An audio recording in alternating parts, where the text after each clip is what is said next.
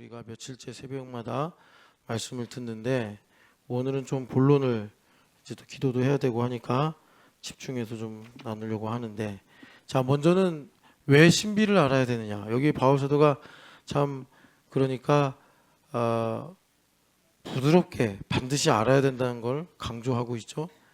그러니까 꼭 알아야 되고, 지금 우리가 로마서 전체를 보면은 1장에 로마서를 쓰는 목적이 신령한 은사를 주고 싶다 이렇게 쓰시거든요.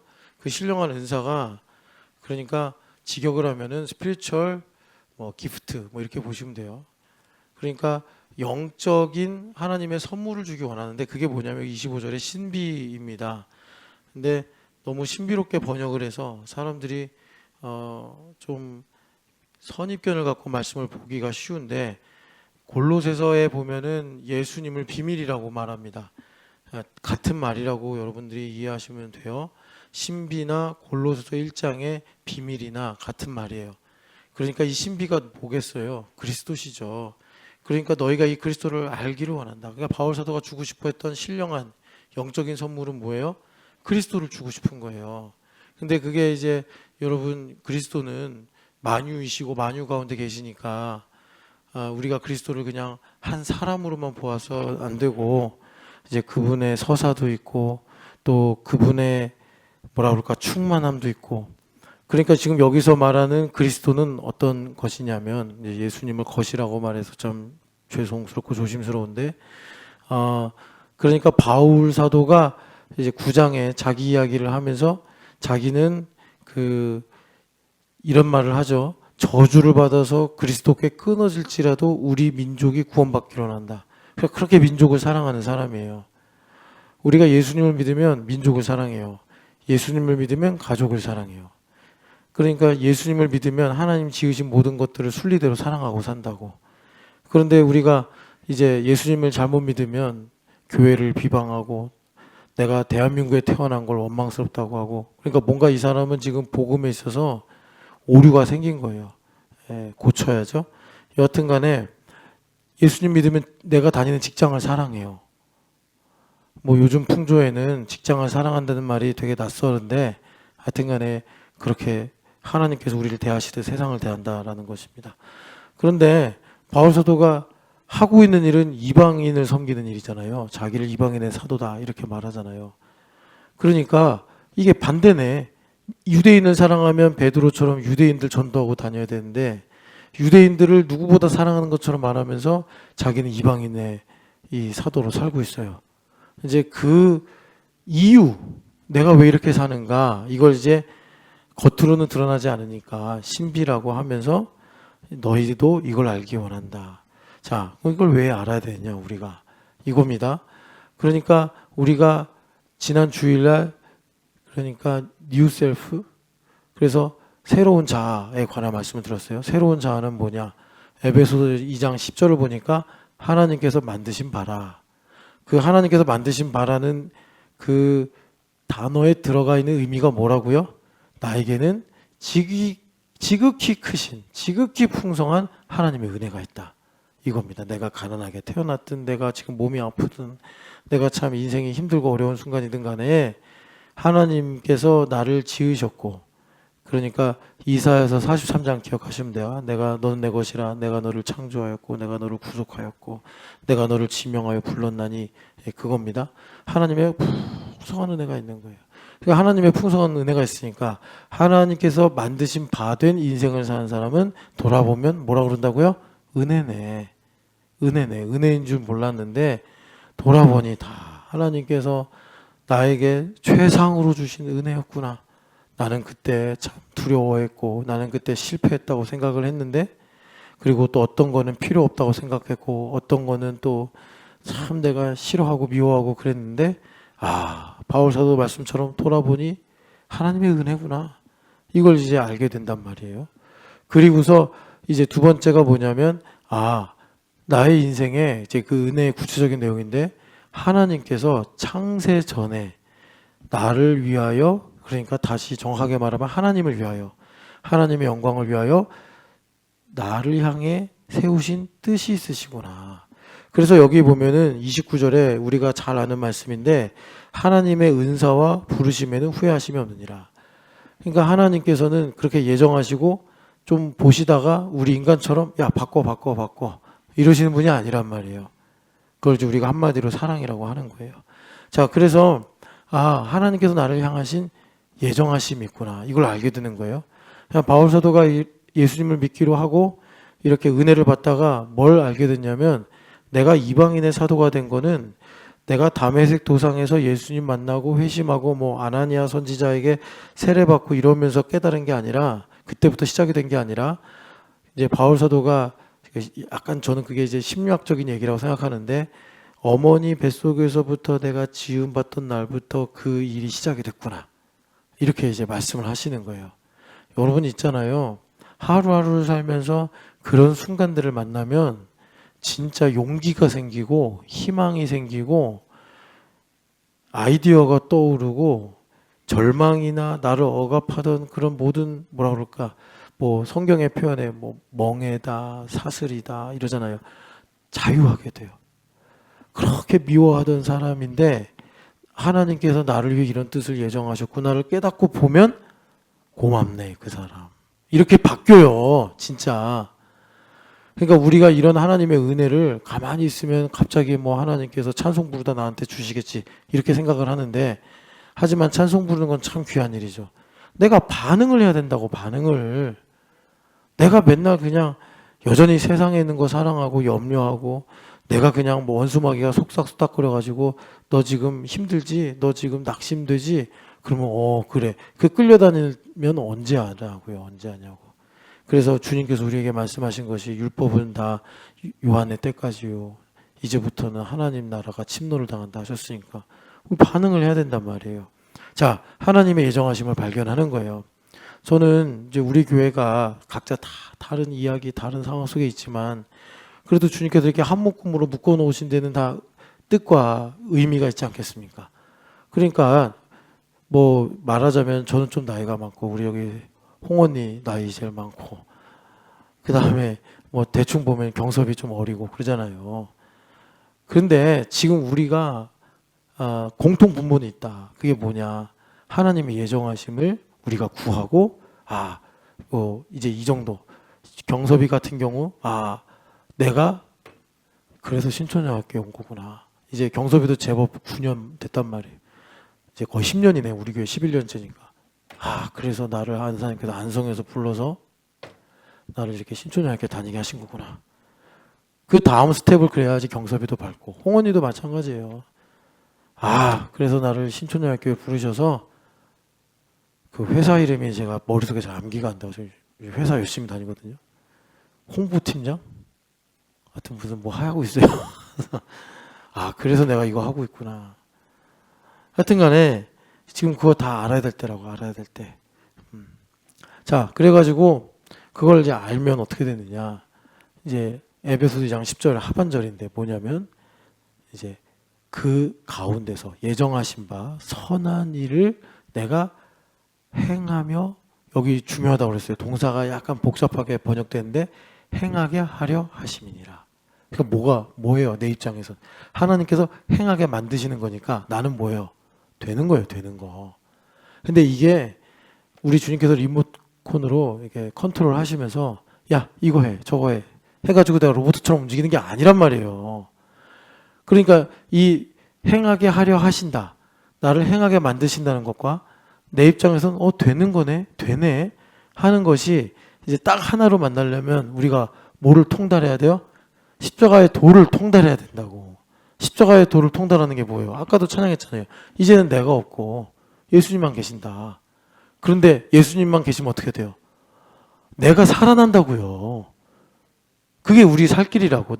정말 이 덧셈 뺄셈처럼 이제 나는 없고 예수님 계셔서 나 없어지는 게 아니라 서유미는 더 서유미다워지고 김상문은 더 김상문다워진단 말이에요. 하나님께서 우리가 죄짓기 전에 원래 우리를 하나님의 형상과 모양으로 만드셨다고 그랬잖아요. 그 오리지널 이미지가 회복이 된다고. 그게 행복이에요, 행복. 자, 그래서 그러면 이제 우리가 그 예정하심을 깨닫고 그 예정하신 바대로 되어지는 삶. 참 그래서 여러분 우리가 이번 올해가 엄청 덥대요. 지금 저기 멕시코만에서부터 오는 그 해류가 2도인가가 올라갔대요. 그래서 10년 전에 한번 뭐 전 지구적으로 산불, 뭐 폭염, 폭우 난리가 났었는데 또 올 여름이 그럴 거래요. 그리고 우리나라는 더 동중국해의 영향을 받아가지고 하여튼 엄청 덥고 또 엄청 뜨거울 거래. 기상청은 할 일이 없어요. 벌써 이제 다 예보를 해. 하여튼 간에 여러분 그래서 정말 우리가 생존하기가 어려운 세상을 살고 있는 거예요. 그런데 예수님 믿는 사람들은 그렇다고 해서 걱정하고 낙심할 게 아니라고. 오히려 그럴수록 우리는 더 빛나게 마련인데 뭡니까? 하나님의 예정하심이 있다고요. 하나님의 예정하심이. 그래서 우리를 통해서 하나님께서 또 세상 사람들이 보고 하나님께로 돌아오게 하는 이런 일들을 주님께서 이루시는 거죠. 자, 그렇게 하려면 여러분 신비를 알아야 된다. 바울사도가 말씀하신 거예요. 신비를 알아야 된다. 자, 그러면 이제 신비를 아는 게 뭐냐? 여러분 오늘 이제 듣는 말씀 또 이제 우리가 성경 구절 몇 개 찾아가면서 읽을 건데 이 말씀을 이해하려고 하기보다 그냥 받아들이세요. 소화를 해버리라고. 왜 그러냐면 여러분들 참 이게 미묘한데 이해를 하면 그 이해한 거에 갇혀요. 그러니까 예를 들어서 로마서 11장이 이런 뜻이었어. 갇히면 어떻게 되죠? 로마서 11장이 무슨 뜻인지 알겠네. 알고 끝. 여러분 우리가 진짜 이 밤에 기도하고 말씀 듣는 이유가 뭐예요? 이 말씀이 육신이 되어 오신 예수님처럼 내 안에 살아 역사해서 생명이 되어서 나의 이야기가 되는 것 때문에 여기 와서 우리가 말씀 듣고 기도하지. 여러분이 성경 공부하려고 여기 와 있냐고. 그럼 낮에 와서 공부하지. 밤에 이렇게 다 애들도 다 자잖아요 지금. 자, 그래서 여기 25절부터 제가 좀 보려고 하는데 이제 바울 사도가 그 신비가 뭐라고 그러냐면 자기가 말하는 주제가 있으니까 내가 왜 이방인의 사도가 됐냐면 여기 보면 이방인의 충만한 수. 그러니까 여러분 계시록에 보면은 그 먼저 순교하신 분들이 지금 하나님 보좌, 예수님의 보좌 앞에서 우리의 원한을 갚아 주시옵소서. 여러분들이 좀 이 원한도 많이 묵상했으면 좋겠는데 예수님께서 그러셨잖아요. 인자가 다시 올 때 이 땅에 믿음 있는 자를 보겠느냐. 근데 그 비유를 한 많은 과부 이야기로 이제 가르쳐 주셨단 말이에요. 그러니까 믿음을 원한이라고 하신 건데 참 이게 알 듯 말 듯 뭘까? 내가 그러면 뭐 분노나 뭐 슬픔을 마음의 응어리처럼 가지고 사는 게 믿음이란 얘기인가? 그런데 여러분 시편에 보면요. 그런 정서가 녹아있는 시가 엄청 많아요. 그러니까 여러분들이 이제 믿음을 좀 깊이 가지면 왜 예수님께서 믿음을 원한이라고 하셨는가? 이제 여러분 이해할 수 있어요. 이거는 개인의 원한이 아니라 하나님의 명예와 하나님의 거룩을 위한 믿음의 반응을 주님께서 원한이다. 이렇게 말씀하신 거예요. 그래서 그 계시록 6장에 5째 인을 뗄 때에 보좌 앞에 있는 순교를 하신 우리 믿음의 선배들이 막 기도를 하고 있는데 우리의 원한을 갚아주소서 그래요. 그런데 하나님께서 뭐라고 응답을 하시냐면 수가 차야 된다. 이런 말씀 하신다고. 그러니까 여기서 수가 찬다는 거는 그냥 무슨 뭐 하나님께서 사람들을 모집한다 이런 의미가 아니라 무슨 말씀이냐면 공의가 충족되어야 된다라는 거예요. 그러니까 여러분 여기는 흑암이잖아요. 흑암의 특징이 뭐예요? 혼돈이라고. 혼돈이라는 말은 뭐예요? 하나님께서 개입하시지 않는다는 거예요. 그러니까 하나님께서 우리의 기도를 들으시고 응답을 하시려면 뭐가 충족이 돼야 돼요? 공의가 충족이 돼야 돼요. 주연 집사님이 테라리움을 열심히 해요. 하나님 테라리움이 잘 돼서 하나님께 예물도 드리고 애들도 가르치고 또 뭐 이렇게 저렇게 하기 원합니다. 그럼 우리 하나님께서 당연히 응답해 주시면 좋죠. 그런데 공의가 충족이 돼야 된다고. 안 그러면 마귀가 와서 욥기에 나오는 것처럼 주연한테 하나님께서 돈을 주시니까 믿음 생활하는 거지 돈 가져가 보십시오. 이런 일이 생긴단 말이에요. 그러니까 이제 주님께서 우리에게 이게 공의, 그냥 영적인 배경인데 이 공의가 참 중요하구나. 그래서 공의가 채워져야 된다고요. 그래야 하나님께서 개입하셔서 일을 하신단 말이에요. 여기 보니까 바울 사도가 이제 이스라엘이 구원받아야 되는데 26절에 온 이스라엘이 구원을 받으리라 기록된 바 하면서 말씀을 인용하시고, 하나님께서는 지금 이스라엘 버린 거 아니야, 유다 버린 거 아니야, 하나님께서 말씀하신 대로 다 유대인들을 구원하실 건데, 택하신 유대인들을. 그런데 그렇게 되려면 먼저 뭐가 있어야 되냐면 이방인의 수가 채워져야 돼. 이 얘기를 하신, 이게 신비라는 거예요. 자, 적용을 하면 먼저 말씀을 드릴게요. 여러분, 적용을 한다. 자, 신영기 집사님 뭘 갖고 기도를 해? 하나님 나 이거 해주세요라고 기도를 해요. 그러면 하나님께서 그냥 다이렉트로 뭐 여러 신화에 나오는 것처럼, 아, 신영기가 나한테 그렇게 특심을 갖고 기도하니 내가 응답을 해주겠다 해서 뭐 신영기 집사님 달라는 걸 줘. 불법이라고요. 그거 여기 흑암이기 때문에. 그러면 만물이 왜 신영기만 줍니까? 중국에 있는 누구도 있고 미국에 있는 누구도 있고, 예? 신영기보다 착한 누구도 있는데 왜 신영기 주십니까? 이렇게 그러니까 이의가 생긴단 말이에요. 근데 하나님은, 하나님의 통치는 정의와 공평이라고 하셨단 말이에요. 만물이 아무도 얘기를 못해요. 하나님께서 일을 하시는 데 있어서. 물론 하나님께서 전능하신 하나님이시기도 하지만 공의로우신 하나님이기 때문에 아무도, 여호와께서 성전에 계시니 만물은 잠잠하니라 말씀하시는 거예요. 그러니까 공의가 충족이 돼야 돼요. 그 공의가 뭐예요? 베드로전서가 아니라 고린도전서 10장을 보니까 뭐라고 그래요? 남의 유익을 위해 일하라 이거예요. 그러니까 여러분, 예수님 뭐라고 그러셨어요? 너가 남의 죄를 용서하면 하늘에 계신 아버지가 너의 죄를 용서한다. 똑같은 이치예요. 그러니까 여러분, 반대로 뒤집어서 내가 하나님께 용서를 받았는데 남의 죄를 용서하지 않고 살아. 그러면 이게 깨지는 거예요. 이쪽이 하나님하고 나하고 깨지는 거예요. 이걸 몰라. 그러니까 내가 남을 용서해 주는 공로로 그걸 보고 하나님께서 나를 용서해 주신다는 건 아니에요. 나를 용서해 주시는 건 예수님의 은혜로 용서하시는 건데, 내가 로봇가 아니란 말이에요. 내가 사람이라고 인격이 있단 말이에요. 그러니까 하나님께서 공의롭게 일을 하셔야 된다고. 그럼 그 공의의 충족이 뭐냐? 내가 정말 예수님을 구주로 영접하고 정말 예수님의 이름을 참되게 믿는다는 것은 나에게 빚진 자를 내가 사해 줌으로써 하나님께서 나의 빚을 탕감해 주신 것을 내가 감사하고 영광 돌리는 걸로 나타나게 된다는 말이에요. 그러니까 내가 1만 달란트를 탕감받고 밖에 나가서 100데나리온 멱살 잡으면 1만 달란트도 다 취소가 된다. 주님께서 비유로 말씀하신 거예요. 그래서 예수님을 오래 믿은 사람일수록 정말 부모님 많이 용서해야 되고, 부모님. 근데 이거는 성찰하는 깊이에 따라 달라. 아직도 철이 없으면 난 다 용서했는데요 이러고 살아요.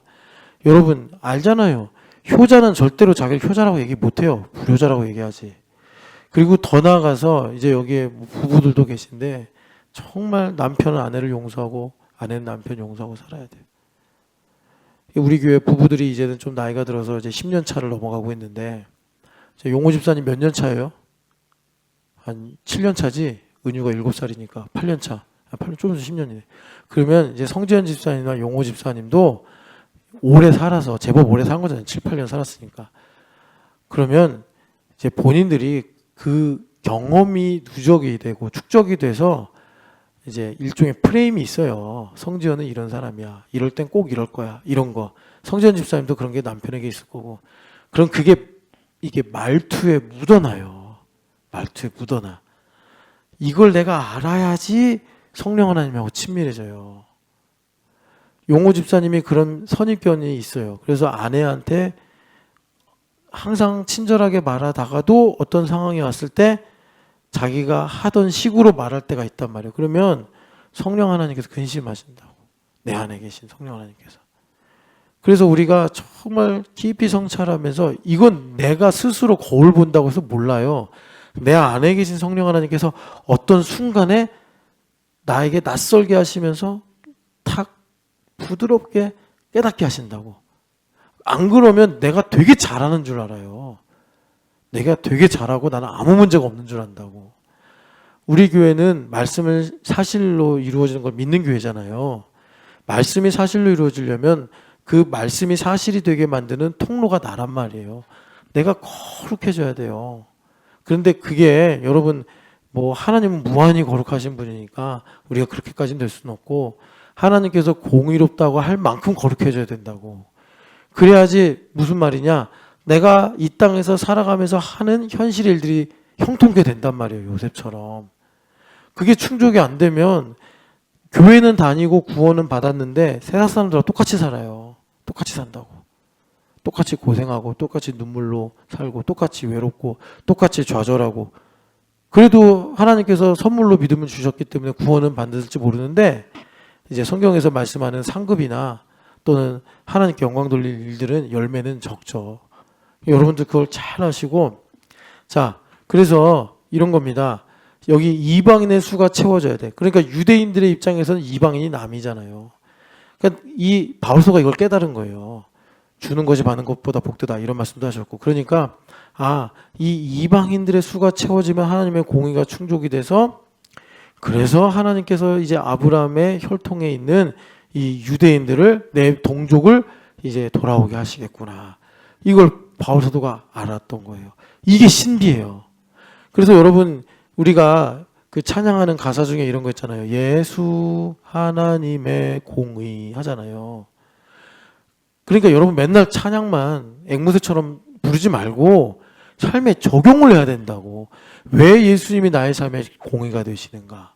왜 예수님께서 나의 삶의 공의가 되셔서 하나님께서 통치를 펼치시는, 하나님께서 나에게 응답하시고 나를 다스리시는 근거가 되시는가? 왜? 그리스도께서. 그거라니까요. 내가 그리스도를 영접하면, 자, 여러분, 예수님은 사실 그냥 계셔도 하나님의 아들이신데 어떻게 하나님의 아들이 되셨죠? 나를 위해 죽으시고 나를 위해 희생하셔서 하나님께서 너는 내 아들이다 하는 이 말씀을 이루셨단 말이에요. 그래서 예수님을 하나님의 공의라고 한다고. 여러분 좀 이해하지 말라고 그러면서 제가 이렇게 얘기하면 안 되는데, 느끼셔야 돼. 이걸 받아들이셔야 된다고. 소화가 돼야 돼. 그래서 무슨 말이냐, 예수님도 죄인인 나를 위해 이 땅에 오셔서 희생하셨듯이, 그래서 우리에게 하나님의 공의가 되신 것처럼 우리가 남의 유익을 위해서 우리가 선택하고, 그래서 하나님의 뜻이 무엇인지를 깨닫고 알게 될 때 하나님의 공의가 충족이 되어 하나님께서 나를 통해 일하실 수 있는 근거가 마련이 된다. 그래서 이것을 내가 깨달을 때 하나님의 예정하심이 무엇인지를 알게 되고, 그 예정하신 가운데 하나님의 통치를 따라서 우리가 그 선한 일들을 행하게 되어지는 복된 삶을 살게 되더라라는 것입니다. 행하게 되어져야지 내가 이제 행하며 살아가는 일들을 두고 하나님을 찬양하는 거예요. 행하게 된 게 아니라 애써 행한 것들은 하나님을 찬양할 게 없어. 다 내 공로예요. 내가 애쓰고 내가 땀 흘려서 내가 이룬 일인데 뭘 하나님께 영광을 돌려요. 돌아보니까 바울 사도가 말씀하신 것처럼 내가 모든 사도들보다 더 수고하였으나 이것 또한 하나님 하신 것이다. 해야지 뭐 하나님은 선하시다고 할 말이 있고 하나님의 인자하심은 영원하다고 할 말이 있지. 바울 사도가 가장 그냥 자기 힘으로, 자기 계획으로, 자기 노력으로 그렇게 복음 전하고 교회 세우고 사람들 전도하고, 그러면 바울이 칭송받았죠. 바울이 뭐 그런다고 해서 하나님께 영광을 입술로 돌린다고 하나님 영광을 받으시냐? 그러지 않는단 말이에요. 그래서 여러분, 이 신비가 그런 것이구나. 그래서 정리를 하면 이 신비는 뭐냐? 그러니까 흑암 세상에 하나님께서 통치를 베푸실 수 있는 근거인 공의와, 그리고 여러분들 각자의 삶에 하나님께서 일을 하시잖아요. 그걸 우리가 어려운 말로 섭리다 그러는데, 이 하나님의 공의와 섭리에 관한 내용이 바로 이 신비다. 신비는 다른 게 아니라 바로 영광의 소망이라고 하는 그리스도다. 그래서 나의 삶의 그리스도를 뭐로 발견하는 거예요? 서사로 발견하는 거예요. 서사로. 우리가 그래서 이제 뭘 알아야 된다고 새벽에 말씀드렸죠? 오늘 오프 더 레코드로 설교를 했는데 은혜를 알아야 된다. 그런데 은혜의 반대말이 뭐라고 그랬어요? 소비다. 소비는 뭐를 특징으로 갖고 있죠? 편리해야 돼. 그러니까 쿠팡을 못 버린다면서요. 너무 편해서. 어떤 사람이 그러더라고요. 대한민국 사람은 절대 쿠팡을 못 버립니다. 네. 너무 편리해서. 그런데 은혜는 편리하면 못 받아요. 은혜는 불편해야 돼. 그렇다고 불편이라는 게 본질은 아니지만 여하튼간에 우리가 은혜를 알아야지 하나님의 이 신비를 나의 인생에서 그리스도를 서사로 발견할 수 있는 믿음의 안목이 생기더라라는 것입니다. 그래서 여러분 몇 가지 성경 구절을 좀 찾으려고 하는데, 자, 여러분 여러 가지가 있습니다. 그 중에 이제 우리 기도하기 위해서 마태복음 8장을 보면은 이 신비가 무엇이냐. 마태복음 8장을 보면 백부장 이야기가 나오는데 이 백부장이 예수님께 믿음을 고백하죠. 사실 우리가 보면 믿음이라고 할 수가 없는 내용이에요. 예의가 바랐던 건데 우리 하나님은 자비로우셔서 이 백부장이 마치 메시아를 고백한 것처럼 그렇게 선지자에 대한 예우를 갖춘 건데 예수님은 그것을 너가 메시아를 아는구나 이런 이제 격으로 받아주신 거예요. 그래서 자 8장 11절 12절 같이 읽겠습니다. 또 너희에게 이르노니 동서로부터 많은 사람이 이르러 아브라함과 이삭과 야곱과 함께 천국에 앉으려니와 그 나라의 본 자손들은 바깥 어두운 데 쫓겨나 거기서 울며 이를 갈게 되리라. 아멘. 자, 백부장의 말을 들으시고 주님께서 내가 이스라엘 중에서도 이만한 믿음을 못 보았다 라고 칭찬하신 다음에 하나님의 이 나라에 관해서 말씀하시는데 그 나라가 어떤 특징이 있냐면 동서로부터 많은 사람들, 그러니까 이방인들이겠죠. 그런 사람들이 믿음의 조상이라고 하는 아브라함, 이삭, 야곱과 함께 구원을 받는데 그 나라의 본 자손들, 유대인들은 아까 로마서 11장의 말씀처럼 아둔하게 되어 더러 어리석게 되어서 이제 구원을 못 받고 바깥 어두운 데 쫓겨나 거기서 울며 이를 갈게 되리라. 이렇게 주님께서 말씀하신단 말이에요. 자, 그리고 하나만 더 읽어봅시다. 제가 지금 여기 장절을 안 적어가지고 일단 사도행전 13장 보면은 여러분들 이제 이 말씀을 소화를 하시면 이 말씀이 내 삶에서 일을 해요. 그러니까 이제 내 이 말씀을 읽고 기도할 때 내가 진짜 집중해서 졸지 않고 딴 생각 안 하고 기도해야지 하는 마음으로 읽으세요. 44절부터 48절입니다. 바울 사도의 설교 중에 나온 말씀인데 44절부터 48절 같이 읽겠습니다. 그 다음 안식일에는 온 시민이 거의 다 하나님의 말씀을 듣고자 하여 모이니 유대인들이 그 무리를 보고 시기가 가득하여 바울이 말한 것을 반박하고 비방하거늘 바울과 바나바가 담대히 말하여 이르되 하나님의 말씀을 마땅히 먼저 너희에게 전할 것이로되 너희가 그것을 버리고 영생을 얻기에 합당하지 않은 자로 자처하기로 우리가 이방인에게로 향하노라. 주께서 이같이 우리에게 명하시되 내가 너를 이방의 빛으로 삼아 너로 땅 끝까지 구원하게 하리라 하셨느니라 하니 이방인들이 듣고 기뻐하여 하나님의 말씀을 찬송하며 영생을 주기로 작정한 자는 다 믿더라. 아멘. 무슨 상황이냐면 유대인들에게 먼저 복음을 전하는 게 원래 법리상 맞대요. 바울과 바나바가 말해요. 그래서 회당에 가서 유대인들에게 복음을 전하는데 유대인들이 안 믿어요. 완악해져가지고 그랬더니 이 바울과 바나바가 어떻게 된대요? 너희가 안 믿기 때문에 너희가 합당하지 않게 자처하기 때문에 우리는 이제 하나님의 공에 의해서 이방인에게로 향하노라 이렇게 말씀하는 거예요. 그래서 하나님께서 영광을 받으신다 이 말입니다. 제가 설명은 자세하게 안 할 거예요. 여러분 읽으시면서 그냥 소화를 하셔야 됩니다. 28장 사도행전 28장 보시면 사도행전은 계속 이 구도가 계속 나와요. 28장 23절부터 28절 같이 읽겠습니다. 그들이 날짜를 정하고 그가 유숙하는 집에 많이 오니 바울이 아침부터 저녁까지 강론하여 하나님의 나라를 증언하고 모세의 율법과 선지자의 말을 가지고 예수에 대하여 권하더라. 그 말을 믿는 사람도 있고 믿지 아니하는 사람도 있어 서로 맞지 아니하여 흩어질 때에 바울이 한 말로 이르되 성령이 선지자 이사야를 통하여 너희 조상들에게 말씀하신 것이 옳도다. 일러스되 이 백성에게 가서 말하기를 너희가 듣기는 들어도 도무지 깨닫지 못하며 보기는 보아도 도무지 알지 못하는도다. 이 백성들의 마음이 우둔하여져서 그 귀로는 둔하게 듣고 그 눈은 감았으나 이는 눈으로 보고 귀로 듣고 마음으로 깨달아 돌아오면 내가 고쳐줄까 함이라 하였으니 그런즉 하나님의 이 구원이 이방인에게로 보내어진 줄을 알라. 그들은 그것을 들으리라 하더라. 아멘. 그러니까 유대인들이 안 믿기 때문에 지금 이방인들에게로 이 복음이 간다. 이게 하나님의 모략이란 말이에요.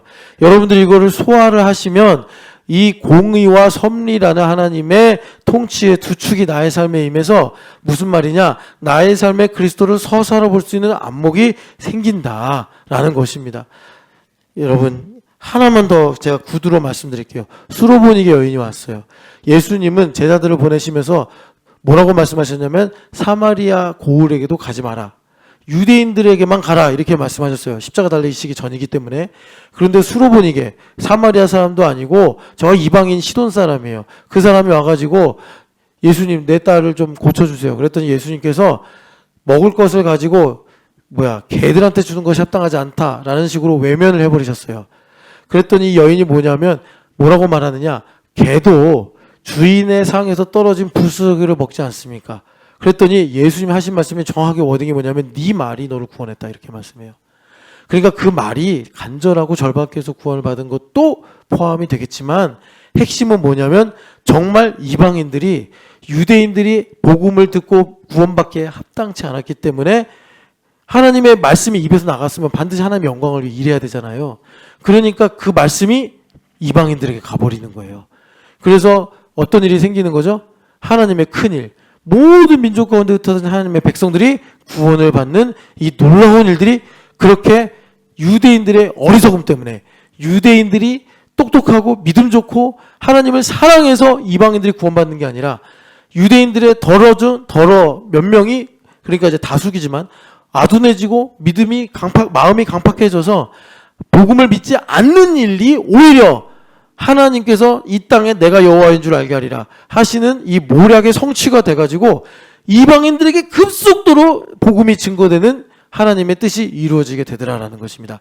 이 공의와 섭리가, 이 신비가 여러분 동일하게 지금도 우리 삶에 임하고 있단 말이에요. 임하고 있단 말이에요. 자, 뭐가 은혜겠어요? 이제 여러분들 머릿속에 딱 떠올라야 돼요. 뭐가 은혜겠어요?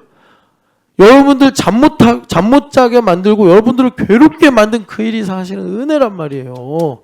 하나님께서 공의의 근거를 확보하시고 하나님께서 우리 삶에 놀랍게 일을 하시려고 하는, 내가 아파하던 그거, 내가 죽음같이 느끼던 그게 사실은 하나님께서 나의 삶에 공의를 확보하시고 하나님의 통치를, 하나님의 약속을 사실로 이루시려고 하는 모략이란 말이에요.